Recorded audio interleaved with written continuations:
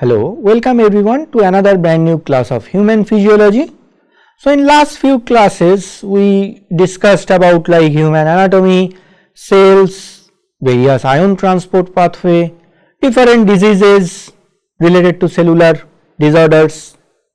From now on in next few classes we will discuss about blood, what are the different components of blood, how the blood clot happens, some diseases of the blood related to blood transfusion, blood prototyping. So I hope you will enjoy our classes of blood. So what are the contents of today's blood class? So we will discuss like different components of blood, then what are different components, mostly like as you know, like red blood cells or erythrocytes. We will discuss little bit about hemoglobin, and then we will discuss about the leukocytes, mostly like the white blood cells. Then we will discuss about the platelets. Okay. So mostly like these three components, these are like cellular components of the blood. Blood also has non-cellular components. So we will see like how everything is related to the blood. So before we start, what is hematology? Hematology is a branch of science that is concerned with the study of the blood or related to like blood forming tissue and related disorder. So what are in general blood component? Blood is generally like the fluidic part of our body, and as you know like what blood does, blood carries like oxygen, glucose, nutrients. So it is very important component, because without the blood proper circulation, our cells, our all the organs, tissues, they will not receive all these important components, and there would be a situation that our cells will be deprived of those material, causing hypoxia or cell death. Okay. What is general pH of the blood? If you remember, pH is roughly like in a balanced pH, right, around 7.35 to 7.45. So it is neither acidic or like basic, it is mostly like neutral in nature. Blood temperature is little bit like slightly higher than our body temperature, but there is not significant difference of course. So what are composition of blood? As I said, blood has both non-cellular component and cellular component. So in the non-cellular component, which is mostly like the fluidic part, it is called as the plasma. Okay, and 55% of the blood is made of this plasma. And what are different component of plasma? You can see like water, various important like ions, right, like electrolytic ions like sodium, chloride, potassium. It also can have some proteins to it. Okay. So these are made of like about 55% of the blood, which is called the plasma, and this part does not have any cellular part component. And then the remaining 45%, roughly actually like around 44 to like 45% of the blood contains like the cellular component. And what are those cellular component? We discussed, right, like RBC, erythrocytes, WBC. Okay. And around 1% of the blood is made of like platelet. Okay. So platelet number or volume is very low in compared to like plasma part or like the mainly the RBC part. Okay. So we will see now one by one all their different components and their function. So to start with, we will discuss about the erythrocyte or the red blood cell. So by the structure you can see this is like a biconcave kind of structure, and for this cell, this is I think one of the only cell this does not have any nucleus. You see like there is no nucleus present, this is a anucleated cell. Okay. And that means this type of RBC cell does not contain any genetic information of our body. Isn't it interesting? So what is the main function of blood cell or the RBC? This basically RBC has like a protein component which is the hemoglobin, right, and hemoglobin gets bind to the oxygen. We know like how many oxygen one hemoglobin can bind with, is almost like 4 oxygen, and it basically delivers or supplies the oxygen in a direct transport procedure. Okay. And then these RBC cells are like quite high in number. So you can see like almost per liter of blood 2.5 into 10 to the power 5 10 to the power 9 per liter of number of RBCs are present in our blood, and compared to the white blood cells it outnumbers the WBC almost like 1000:1. right. So, WBCs are much like lesser in number. Okay. Then the very important component of the RBC is the hemoglobin. So, this is basically a heme component of the protein, and of course, it is bound with the iron molecule inside of that protein chain. And if you remember, like each hemoglobin molecule can transport about 4 oxygen, right. So, in our respiration class we will discuss further in detail how the oxygen transport happens, but at this point if you can remember that hemoglobin has like 4 kind of pocket or the residue, like 2 alpha and then 2 beta residue, and each of these residue can bind with 1 oxygen molecule.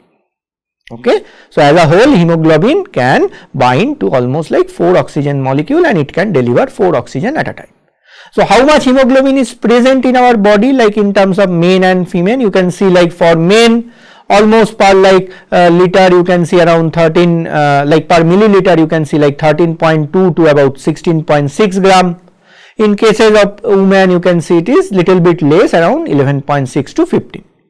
So, what happens in cases of anemia? If you think in cases of anemia, basically this RBC concentration or the hemoglobin concentration basically drops, right. Both RBC and the hemoglobin concentration drops, and this becomes more or less like almost like 6 to 8 gram per deciliter. And in these cases, because the hemoglobin and RBC concentration becomes lower, they cannot carry ample of oxygen to the various tissues and cells, and body becomes deprived of oxygen, and we kind of experience like a shortness of breathing, we experience like lethargy, dizziness, right. So, anemia is a serious condition, we will further discuss in the disease class. So, what is basically in general function of the blood? Blood like does like the gas transport, right. It carries the oxygen to the cells, and when after the cellular respiration cells removes the carbon dioxide, it also carries the carbon dioxide, and it like kind of put the carbon dioxide near to the lung for the lung to again respirate away, right. And then what are other type of functions? Blood also delivers like various nutritional substance, glucose. Glucose is very important component, because without the glucose our cells will not be able to do the glycolysis or the energy production, right. Blood also helps for like water balance, because if our body contains more or less water, it can cause lot of issue, either dehydration, or in cases of more water content it can also cause like edema type of condition. So, with blood our water regulation also happens. Apart from that, in terms of heat balance, like blood also helps to kind of take away the heat from one local area, and it kind of distribute to other part. So, in cases of like over workload, through blood the heat gets dissipated, and then slowly kind of it gets removed from the body. So, blood has lot of important functions, but most importantly it plays active role in terms of like oxygen carry and like nutrient and glucose supply. Apart from that, blood also has like role of immunity, we will discuss in later class. Okay. So, other functions like thermoregulation I already said, right, osmotic function, detoxification, regulation of acid base balance. So, lot of important function, you can slowly go through one by one. If you have any further questions, please let us know, we will be happy to answer your question, but mostly try to remember this all the function. Okay. One important like thing you have to remember, that fetal hemoglobin, that means like whenever a baby forms or in the stages of formation of the fetus, the fetal hemoglobin which has the HbF type of protein molecule, this has a higher affinity with oxygen compared to the our adult hemoglobin which is HbA. So, what I am basically saying, that the HbF, that means the hemoglobin that is present in fetus, that has higher oxygen binding affinity compared to what, which hemoglobin which is present in the cases of our adulthood. Okay. Because fetus, when in the growing stage of fetus, in the early stages of fetus, it needs lot of oxygen, because it is a growing stage, right? Lot of additional like growth stages are happening at that time, lot of like small organs are forming, it needs lot of supplement of like nutrients and oxygen to grow, and that is why the limited amount of hemoglobin that is present, that needs to bind or have a higher affinity with the oxygen to reduce the work limit. Okay, so this is very important information, please remember. Then what happens of these RBC cells or erythrocyte, right? They cannot survive like for long. Within like around 100 to 120 days after, once the RBC does their function for almost 100 or 120 days, they basically gets damaged or destroyed, and eventually the iron gets kind of salvaged out of those RBC for reuse purpose, because our body does not want to kind of create a waste of the essential molecules or nutrients. So basically the heme part or the protein part is degraded to become like the bilirubin. So you remember like with our feces and all, the bilirubin generally comes out.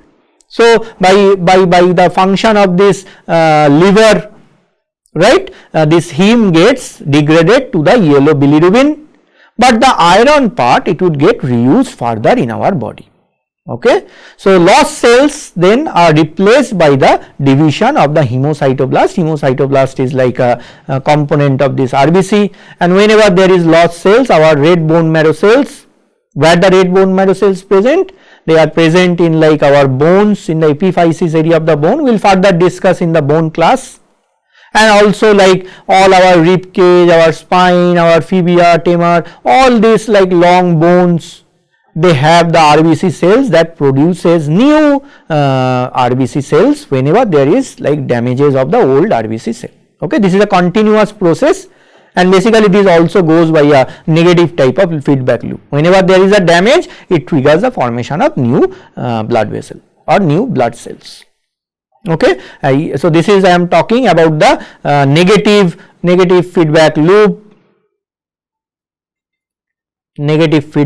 right. So whenever there is this damages of RBC, or like after certain like time, for example like a lifespan of 100 or 120 days, the old RBCs are destroyed. Now what will happen once the old RBCs are destroyed? There will be a low number of RBCs in our blood, and that will cause lower amount of supply of the oxygen, because RBC number became low, and whenever this lower amount of oxygen supply, there will be a situation called hypoxia. So what will happen? Basically lower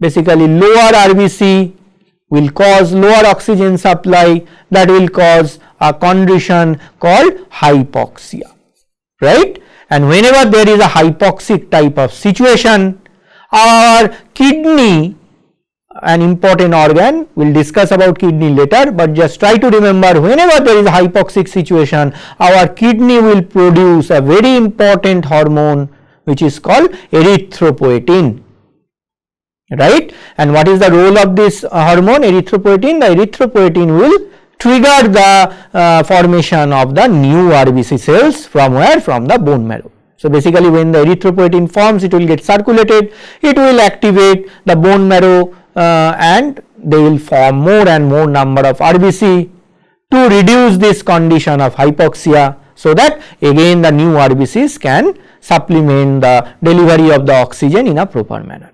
Okay. So this is a negative feedback loop, try to remember. This is also like this is the way our human body maintains the homeostasis.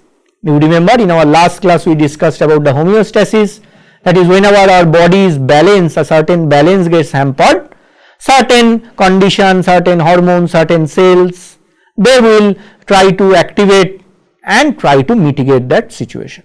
Okay. So basically this is a negative feedback loop. Please refer our last class if you have any confusion. Okay. So what are different type of leukocytes present in our blood? If you remember that we have different like 5 type of leukocytes. Okay. So mostly they are categorized into 2 type, one is granulocytes and another is the agranulocyte.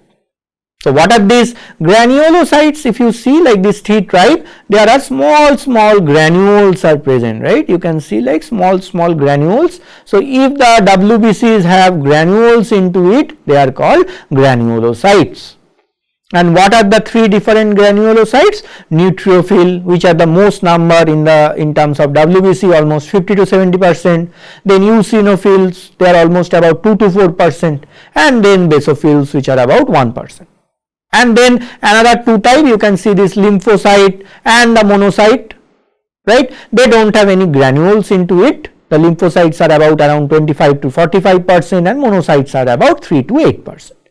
And in general, in terms of per microliter, we have about like 4,000 to 11,000 cells per microliter. So you can see the number, right? Like compared to the RBC, the number of WBCs are very low. Okay, so this is the way how the blood cells form. We will not go into too much of detail, but try to remember the chart. The process how the blood cell form is called hemopoiesis. It can be like RBC, it can be platelet, it can be like all these WBCs, which are immune cells, right? So how it starts? Basically all cell like kind of division, initially it starts with a stem cell, which is like kind of a originator cell of our body. There are different type of stem cells also, but let's not go into too much of detail. You can consider that this pluripotent stem cell is one of the original starting cell in our body, and from this pluripotent stem cell, then there is like certain stages of differentiation happens, and it becomes like myeloid stem cell or lymphoid stem cell. From there again stages of like formation and differentiation that cause like formation of proerythroblast, megakaryoblast, right, eosinophilic like myoblast, monoblast, right. So different stages, right, differentiation, mostly like here this type of like differentiation happens, right. And once this committed cell form, these are like committed cell, okay. So these are like committed stem cell, you can also call these are like committed stem cells, right, because initially when the pluripotent stem cells are there, they are non-committed, they don't know that which exact cells they have to develop. So basically they are kind of non-committed, and with the steps they become like more committed in nature, and you can see once they become committed, like the proerythroblast form like the RBC, the megakaryoblast form the platelet, and so on, right. So this is like the step how the new like blood cell formation happens in cases of all like RBC, WBC, which is called the hemopoiesis, okay. It is very important, and many of these stages happen simultaneously like in our bones. There are certain enzymes also, maybe from the liver or other spleen area can participate into this. This is a complex procedure, of course. More research is going on in this area. The information is enough, but still like there are plenty of research needed to understand exact like molecular biology of this type of pathways, okay. So hopefully like you will read more about this, and if you have any question, please kind of ask us in the live sessions and in the website. Okay, so there are different growth factors also, they are very important. So basically like for the granulocyte monocyte, like granulocyte monocyte macrophage like growth factor type of they have an important role for like the differentiation and growth and the activation step. So you can see like all these growth factor, I am not kind of repeating all this, and they have the important role like formation of all these kind of cells, okay. Finally platelets are very low in volume and number, right. You remember almost only like 1%, even sometimes less than 1% of total volume of bloods are the platelet, right. So these platelets are also very small in size, and they kind of circulates with the blood. They are called like thrombocytes. What is their role? Basically platelets has a very important role for blood clotting and blood coagulation, okay. In our next class we will thoroughly discuss about the platelet, how the blood clotting happens, how the platelets get activated, how they generally stay in activated condition, but after injury the platelet activation happens and the clotting happens. So everything we will thoroughly discuss. So main role of the platelet is the blood clotting. Okay. So function of platelet is the role in hemostasis, role in the clot formation, and eventually clot retraction and the injury repair. So all these role we will thoroughly discuss in the next class. Okay. So yeah, again also platelets may have some certain like role in the phagocytosis also, but mostly the main role of the platelets is in the blood coagulation pathway.